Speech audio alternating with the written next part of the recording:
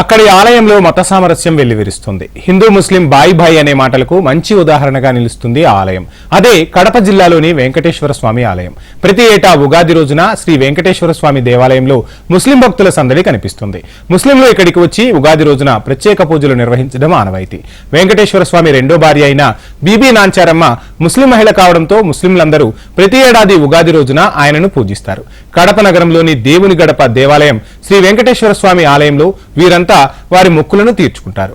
పుట్టింటి వారు చీర సారా ఎలా తీసుకువెళ్తారో అదేవిధంగా ప్రతి ఏడాది ముస్లిం మహిళలు ఇక్కడ వెంకటేశ్వర స్వామి ఆలయానికి వచ్చినప్పుడు గోదాదేవి బీబీ నాంచారమ్మను తమ పుట్టింటి ఆడపడుచుగా భావిస్తూ ఆమెకు చీర సారే సమర్పిస్తారు. అందులో భాగంగానే వెంకటేశ్వర స్వామికి పూజలు నిర్వహించి వారి భక్తిని చాటుకుంటారు. వెంకటేశ్వర స్వామి తమ పుట్టింటి ఆడపడుచును పెళ్లి చేసుకున్నాడు కాబట్టి ఆయనను తమ భావగారిగా భావించి ముస్లింలు కొలుస్తారు.